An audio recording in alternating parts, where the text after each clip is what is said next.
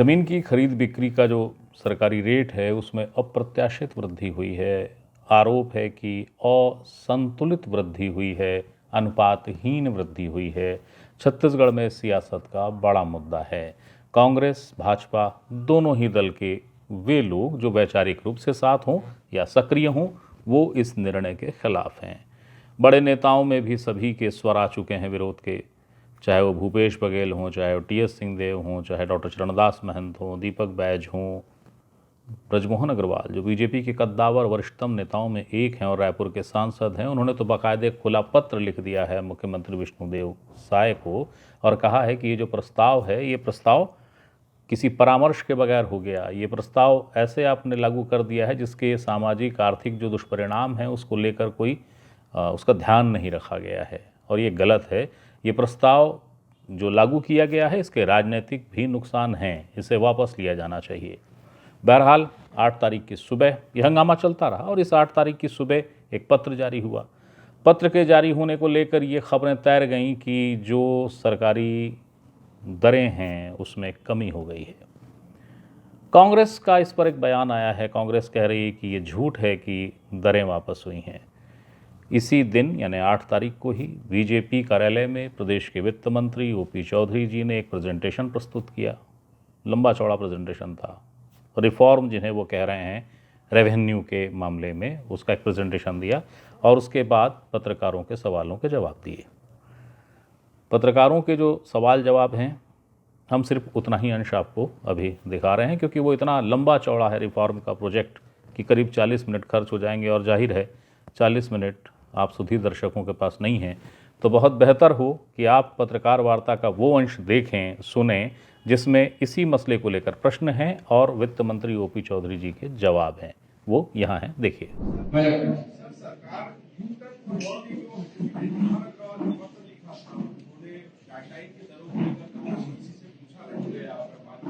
नहीं, इसमें देखिए इतने सारे रिफॉर्म जो किए गए हैं, इतने सारे तरह के रिफॉर्म किए गए हैं। कहीं पर 5-10 हजार में डिक्लाइन वर्षों दशकों से चल रही थी, उनको रेशनलाइज करने का काम किया गया है। इतनी सारी चीजें, इतने सारे रिफॉर्म्स किए गए हैं, तो कहीं पर कोई चीज हम ओपन शुरू से बोल रहे हैं कि किसी भी प्रकार का कहीं भी लगता है कि कोई चीज अव्यवहारिक है, किसी व्यक्ति को लगता है, किसी एसोसिएशन को लगता है, किसी भी तरह का, तो सरकार उसको खुले मन से ठीक करने के लिए पूरी तरह से तैयार है। और जैसे कि अभी 4-5 बड़े निर्णय केंद्रीय मूल्यांकन बोर्ड ने जो लिए हैं उससे साफ तौर पर दिख रहा है।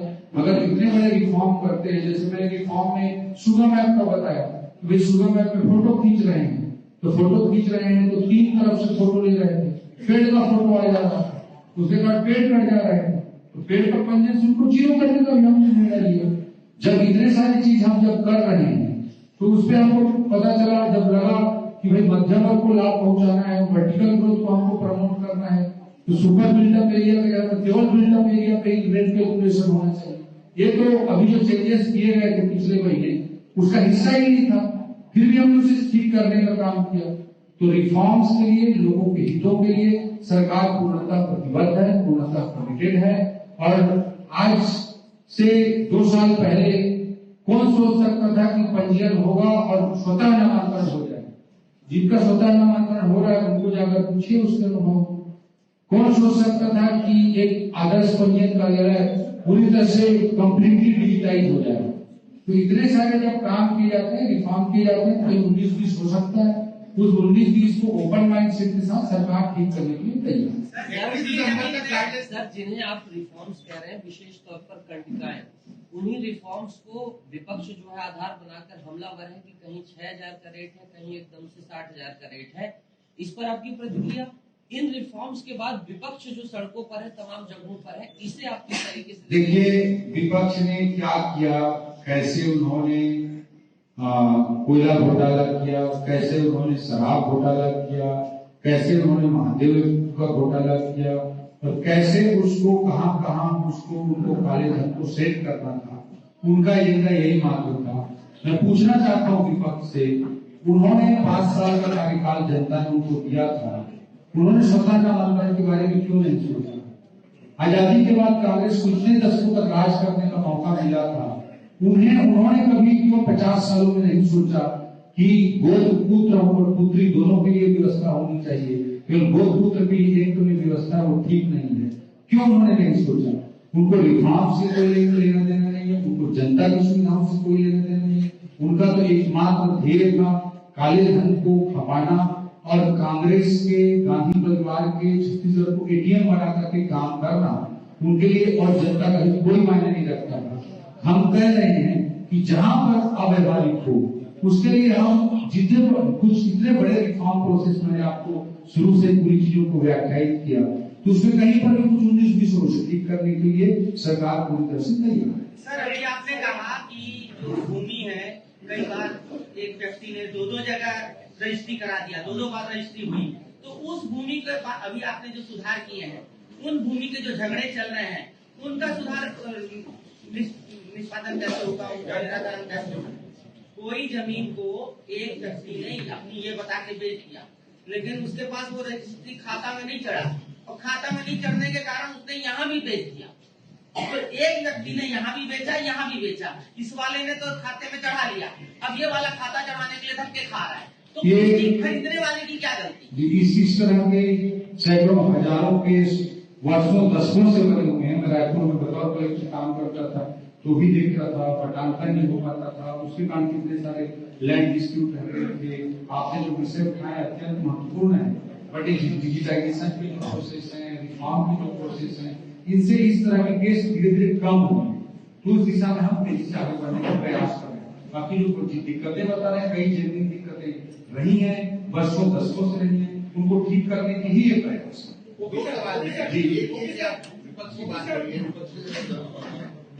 लड़ाई लड़ रहा है, इसके खिलाफ बात कर रहा है। कई ऐसे भी लोग हैं जो भाजपा से जुड़े हुए भी हैं, जो कारोबारी हैं, वो भी जमीन, वो भी मैदान पर है और उसके खिलाफ लड़ाई लड़ रहे हैं। देखिए, हम तो स्पष्ट कर दिए कि ये रिफॉर्म के प्रोसेस है। दूसरा ये कि जो 31 दिसंबर तक पुनरीक्षण के लिए जो प्रस्ताव मांगा गया है जी, तब तक ये जो नई गाइडलाइन है ये जारी रहेगी, किस पर होगी? जी, जो अभी शहरी क्षेत्रों के लिए तो मैक्सिमम इशू सेंट्रेस हो गए हैं, और जो भी व्यवस्था है 31 दिसंबर में भी अभी लागू रहेगी। जहां पर चीजें ठीक है वहां पर लोग रजिस्ट्री कराएंगे, 31 दिसंबर बात करेंगे। सर एक सवाल है, क्योंकि जमीन की सरकारी गाइडलाइन रेट और बाजार में अंतर था, तो आपने उसको सुधार करके बराबर करने की कोशिश की, होना भी चाहिए, लेकिन उसका बोझ आम आदमी पर आ गया, क्योंकि जो पहले रजिस्ट्री होती थी वो आम लोगों की सवाल है जी, आप भी उसमें बता देंगे। तो पहले जो जमीन की रजिस्ट्री की सरकारी गाइडलाइन 1300 स्क्वायर फीट का सरकारी गाइडलाइन है, 4000 रेट अभी था, अब दोनों बराबर हो गया। तो पहले तो 1300 में भी 70% पे ही लगता था उसका पंजीयन शुल्क, अब वो 4000 पे 100% आ गया।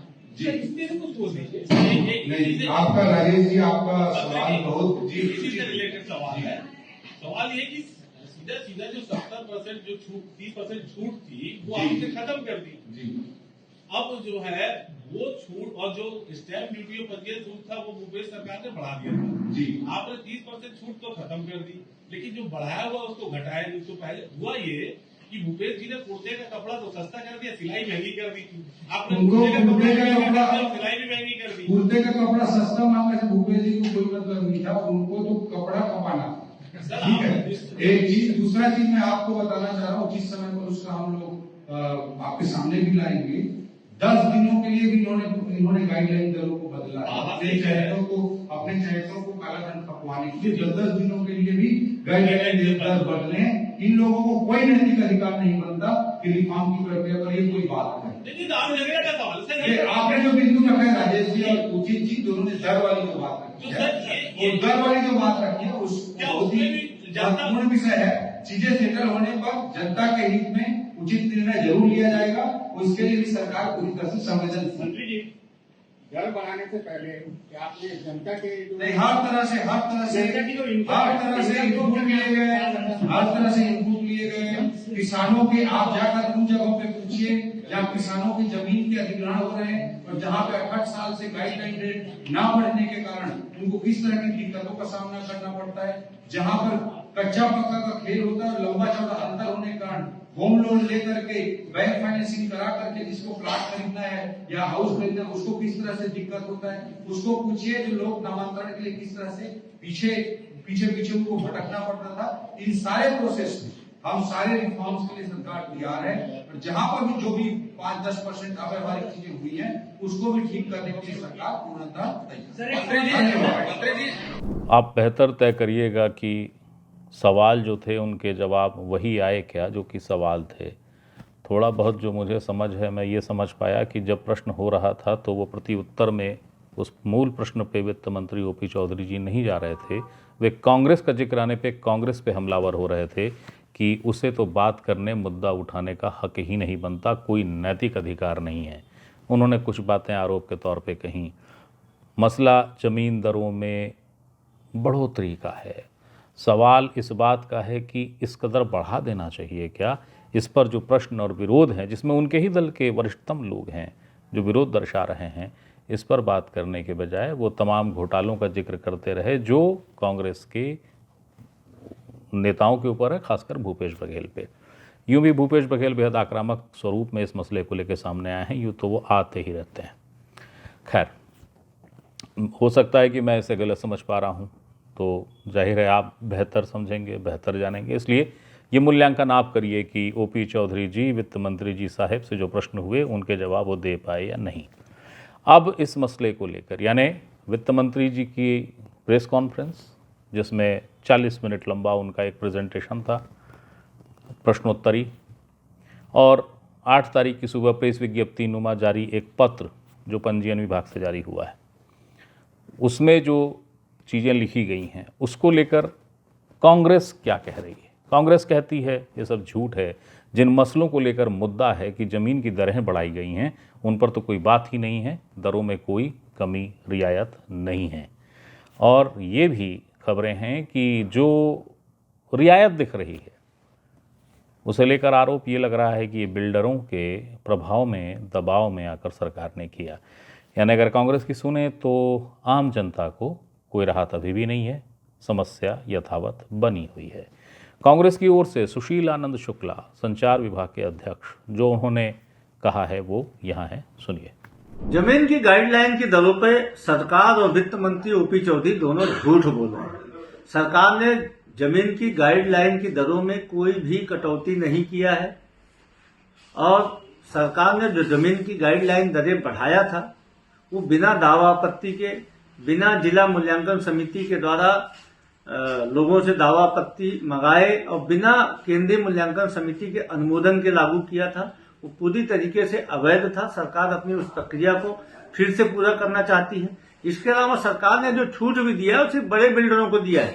बड़ी बड़ी हाई राइज बिल्डिंगों, मल्टी स्टोरी बिल्डिंगों, कॉम्प्लेक्सों में गणना में छूट की बात की गई है, लेकिन जो गरीब आदमी, किसान के खेत के जमीन के दाम जो 800 से 10% से लेकर 800% तक बढ़ाए गए थे, सरकार उसमें कहीं भी कोई कटौती नहीं कर रही है। ये भारतीय जनता पार्टी का जन विरोधी फैसला है। कांग्रेस इसका विरोध करती है। जमीन की गाइडलाइन दरों को कम किया ही जाना चाहिए। उसके बाद जो अभी तक सरकार बोलती है 31 तारीख तक दावा आपत्ति मंगा के जमीन की गाइडलाइन दर लागू करेंगे, तो 31 तारीख तक कौन सी गाइडलाइन दर लागू होगी? यदि वर्तमान नई गाइडलाइन दर लागू की जाती है तो अवैध है, उसमें अभी दावा आपत्ति नहीं आया। सरकार इसको भी स्पष्ट करे। 3:44 पे भूपेश बघेल के सोशल मीडिया पे एक पोस्ट हुआ है। इस पोस्ट में उनकी जो पहली लाइन है वही प्रश्न कर रही है, वही प्रश्न जो सुशील उठा रहे हैं, कह रहे हैं कि गाइडलाइन की दरों में अभी सुधार कहाँ हुआ है।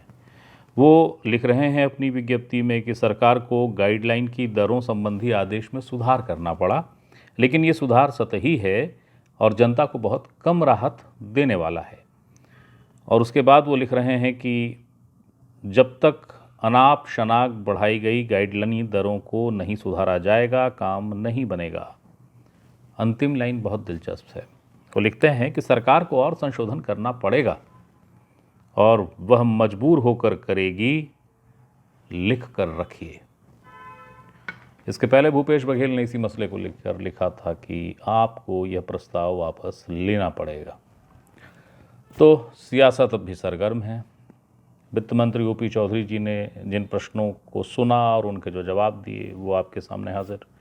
कांग्रेस ने 8 तारीख की सुबह जो पत्र जारी हुआ विज्ञप्ति नुमा, जिसे लेकर यह खबरें तैरी कि रेट कम हो गया है, सरकार ने वापस ले लिया है आदेश, उसके लेके कांग्रेस की प्रतिक्रिया वो भी आपको बता दिया।